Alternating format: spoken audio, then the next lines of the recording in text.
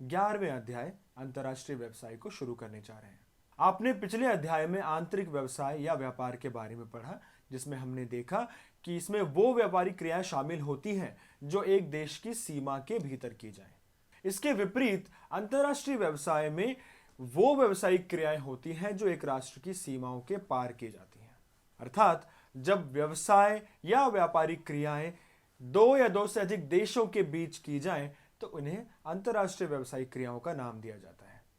पुराने समय से अंतर्राष्ट्रीय व्यवसाय को कई बार अंतर्राष्ट्रीय व्यापार से मिलाकर देखा जाता रहा है, लेकिन आज यह पूरी तरह सत्य नहीं है। हालांकि अंतर्राष्ट्रीय व्यवसाय ऐतिहासिक रूप से तो वस्तुओं और सेवाओं के लेन देन से ही जुड़ा रहा है, लेकिन आज इसमें वस्तुओं और सेवाओं से बढ़कर कई सारी चीजें शामिल हैं। इसलिए अंतर्राष्ट्रीय व्यापार व्यवसाय का एक भाग है। अंतर्राष्ट्रीय व्यापार का अर्थ केवल वस्तुओं व सेवाओं के आयात निर्यात से जुड़ा हुआ है, जबकि अंतर्राष्ट्रीय व्यवसाय में वस्तुओं और सेवाओं के व्यापार के अलावा पूंजी, व्यक्ति, तकनीकें, पर्यटन जैसी कई अन्य सेवाएं या क्रियाएं भी शामिल हैं। तो हम कह सकते हैं कि अंतर्राष्ट्रीय व्यवसाय एक व्यापक क्रिया है या व्यापक गतिविधि है, जिसमें वस्तुओं व सेवाओं के अलावा कई अन्य मदों का आदान प्रदान दो या दो से अधिक देशों के मध्य किया जाता है। अब सवाल यह उठता है कि अंतर्राष्ट्रीय व्यवसाय शुरू क्यों हुआ या इसके पीछे के कारण क्या हैं? क्यों एक देश या उसके लोग देश की सीमाओं से बाहर जाकर दूसरे देशों के साथ व्यापार करते हैं? इसके कई कारण हो सकते हैं, इसके पीछे कई लाभ हो सकते हैं जो अंतर्राष्ट्रीय व्यवसाय देशों या फर्मों को देता है।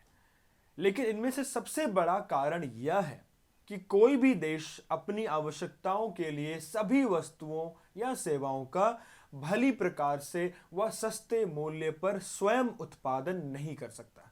कोई भी देश इतना सक्षम नहीं कि वह हर वस्तु या सेवा स्वयं उत्पादित करे। इसका एक मुख्य कारण देशों में प्राकृतिक संसाधनों का असमान वितरण भी है। तो संसाधनों के असमान वितरण के कारण जब देश अपनी सभी आवश्यकताओं की पूर्ति स्वयं नहीं कर पाते तो उन्हें उसके लिए दूसरे देशों के पास जाना पड़ता है। हो सकता है कि एक देश एक वस्तु का उत्पादन अच्छे से करे लेकिन दूसरी का ना करे, वहीं दूसरा देश, कोई अन्य देश उस दूसरी वस्तु का उत्पादन अच्छे से कर पाता हो जबकि पहली वस्तु का ना कर पाता हो। तो ऐसे में ये दो देश आपस में उन वस्तुओं का आदान प्रदान करके एक दूसरे की आवश्यकताओं को पूरा कर सकते हैं और यहां पर फिर अंतर्राष्ट्रीय व्यवसाय का जन्म होता है। इसके अतिरिक्त अंतर्राष्ट्रीय व्यवसाय राष्ट्रों और फर्मों दोनों को कई प्रकार के लाभ प्रदान करता है। यदि हम राष्ट्रों के लाभ की बात करें तो सबसे पहला लाभ है विदेशी मुद्रा का अर्जन। अंतर्राष्ट्रीय व्यवसाय के माध्यम से देशों को यह सहायता मिलती है कि वो अपनी वस्तुओं या सेवाओं को बाहर बेचकर बाहर की विदेशी मुद्रा अर्जित कर सकें और अपने विदेशी मुद्रा भंडार को बढ़ा सकें, जो कि देश की आर्थिक स्थिति को सुदृढ़ बनाने का काम करता है। इसके अलावा कई बार कुछ देश अपने संसाधनों का पूरी तरह से इस्तेमाल या उपयोग नहीं कर पाते, क्योंकि उन संसाधनों से जो उत्पादन होगा उसके लिए देश में उतनी मांग ही नहीं है। ऐसे में यदि वह देश अपनी वस्तुओं आदि को अन्य देशों में बेच सके तो वह अपने यहाँ उत्पादन को बढ़ा सकते हैं, और जब उत्पादन बढ़ाएंगे तो वह अपने संसाधनों का बेहतर व अधिक क्षमता के साथ उपयोग कर पाएंगे। इसके अतिरिक्त अंतर्राष्ट्रीय व्यवसाय जो कि काफी बड़े पैमाने पर किया जाता है, उसके कारण देश में रोजगार सुविधाओं या सेवाओं को भी बल मिलता है। वह अंत में अंतर्राष्ट्रीय व्यापार की सहायता से किसी भी देश के लोगों के जीवन स्तर में भी वृद्धि होती है, क्योंकि इसके सहायता से एक देश ऐसी आधुनिक व बेहतर वस्तुएं या सेवाएं भी प्राप्त कर सकता है जो उनके यहाँ पर उत्पादित नहीं होती। उन सेवाओं या वस्तुओं को अन्य देशों से प्राप्त करके देश के लोग बेहतर जीवन व्यतीत कर सकते हैं। राष्ट्रों के साथ साथ अंतर्राष्ट्रीय व्यवसाय फर्मों के लिए भी बहुत लाभकारी है। सबसे पहला लाभ तो यह है कि सामान्यतः एक फर्म अपनी वस्तुओं को अपने देश में जिस कीमत पर बेचते हैं वो विदेशों में उससे कहीं ज्यादा कीमत प्राप्त कर सकते हैं, जिसके कारण उन्हें अधिक लाभ प्राप्त होता है। इसके अतिरिक्त अंतर्राष्ट्रीय व्यवसाय के आ जाने से राष्ट्रों की ही भांति फर्म भी अपनी क्षमता का बेहतर उपयोग कर सकते हैं। मान लीजिए एक फर्म या उसकी फैक्ट्री में एक वर्ष में 1000 इकाइयों के उत्पादन की क्षमता है, लेकिन क्योंकि देश में मांग सीमित है तो वह फर्म केवल मान लेते हैं 700 या 800 इकाइयों का उत्पादन ही कर रही है। जब वह फर्म अंतर्राष्ट्रीय व्यवसाय से जुड़ेगी, अपनी वस्तुओं का निर्यात कर पाएगी, तो वह अपने उत्पादन को बढ़ाकर अपनी फैक्ट्री की क्षमता का और अधिक उपयोग भी कर पाएगी। यह भी इसका एक लाभ है।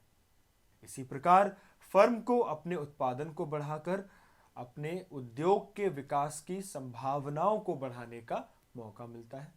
इसके अतिरिक्त कई बार कुछ फर्में जिन्हें घरेलू बाजार में घोर प्रतियोगिता का सामना करना पड़ रहा है और इस प्रतियोगिता के कारण वह फर्म उतना अच्छा लाभ या व्यवसाय नहीं चला पा रही है, ऐसे में अंतर्राष्ट्रीय व्यवसाय घरेलू प्रतियोगिता से बाहर निकलकर अंतर्राष्ट्रीय बाजार में अपने उत्पाद को बेचने में सहायता करता है और इस प्रतियोगिता से बाहर का एक रास्ता भी दिखाने में सहायता करती है। इसके अतिरिक्त कई व्यवसायों का जो व्यावसायिक दृष्टिकोण होता है वह अपने व्यवसाय के विस्तार करने का होता है।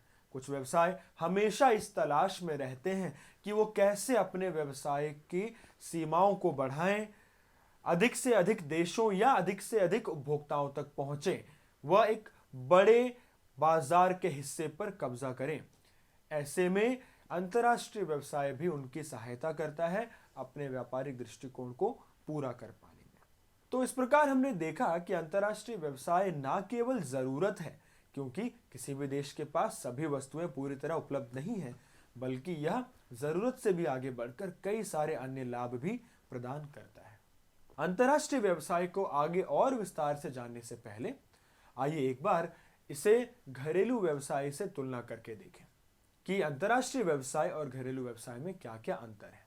सबसे पहली बात, यदि हम क्रेताओं या विक्रेताओं की राष्ट्रीयता की बात करें तो घरेलू व्यवसाय में क्रेता और विक्रेता दोनों ही एक ही देश के होते हैं, जबकि अंतर्राष्ट्रीय व्यवसाय में क्रेता और विक्रेता दो अलग अलग या कई अलग अलग देशों के हो सकते हैं। अंतर्राष्ट्रीय व्यवसाय को और विस्तार से जानने से पहले आइए इसकी घरेलू व्यवसाय से तुलना करें और जानें कि दोनों में क्या अंतर है। सबसे पहले यदि हम क्रेताओं और विक्रेताओं की राष्ट्रीयता की बात करें तो जहां एक तरफ घरेलू व्यवसाय में क्रेता और विक्रेता दोनों ही एक ही देश के होते हैं, वहीं अंतर्राष्ट्रीय व्यवसाय में ये अलग अलग देशों के होते हैं। उत्पादन के साधनों की गतिशीलता की यदि बात की जाए तो घरेलू व्यवसाय में उत्पादन के जो साधन हैं जैसे कि श्रम, वो एक राज्य से दूसरे राज्य या एक देश के भीतर ही गतिशील हो सकते हैं, आ जा सकते हैं, आवागमन कर सकते हैं। अंतर्राष्ट्रीय व्यवसाय में ये उत्पादन के साधन एक देश की सीमा को लांघकर दूसरे देशों में भी गतिशील होते हैं। विदेशी बाजारों में ग्राहकों की यदि बात की जाए तो अंतर्राष्ट्रीय व्यवसाय में ग्राहक क्योंकि विदेशी बाजार या विदेशों के होते हैं तो वहां ग्राहकों की जरूरतें, उनके विचार, उनके वस्तुओं को खरीदने का तरीका यह अलग अलग हो सकता है अलग अलग देशों में।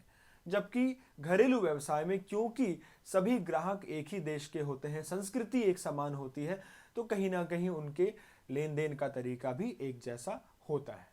इसी प्रकार व्यवसाय की पद्धतियों व आचरण में भी अंतर होता है। घरेलू व्यवसाय में हम एक ही देश में व्यवसाय कर रहे हैं तो सामान्यतः सभी आचरण, सभी तौर तरीके एक जैसे पाए जाएंगे, हम चाहे कहीं भी जाकर अपना व्यवसाय करें। लेकिन अंतर्राष्ट्रीय व्यवसाय में यदि एक फर्म अलग अलग देशों में जाकर व्यवसाय कर रही है तो हर देश में व्यापारिक पद्धतियां या आचरण अलग अलग हो सकते हैं। इसी प्रकार राजनीतिक प्रणालियां व जोखिम भी अंतर्राष्ट्रीय व्यवसाय में अलग अलग होती हैं। एक व्यवसाय को या फर्म को जिन देशों में वो जाता है वहां के राजनीतिक प्रणाली की जानकारी रखना पड़ता है, जबकि घरेलू व्यवसाय में इसकी जरूरत नहीं पड़ती क्योंकि हम अपने देश के बारे में अच्छे से जानते हैं। अंत में व्यवसायिक लेन देनों के लिए प्रयुक्त होने वाली मुद्रा की यदि बात की जाए तो घरेलू व्यवसाय में अपने देश की मुद्रा का ही इस्तेमाल होता है। जैसे यदि हम भारत में हैं तो हम केवल रुपए में ही लेन देन करेंगे, जबकि अंतर्राष्ट्रीय व्यवसाय में अंतर्राष्ट्रीय मुद्राओं का, अलग अलग देशों की मुद्राओं का इस्तेमाल किया जाता है। तो यह हमने देखा कि कैसे अंतर्राष्ट्रीय व्यवसाय व घरेलू व्यवसाय एक दूसरे से काफ़ी अलग हैं। ना केवल पद्धतियों में बल्कि ग्राहकों या क्रेताओं और विक्रेताओं दोनों के तौर तरीकों में, यहाँ तक कि मुद्रा के प्रयोग में भी अंतर्राष्ट्रीय व्यवसाय अलग व विस्तृत है जब इसकी घरेलू व्यवसाय से तुलना की जाती है।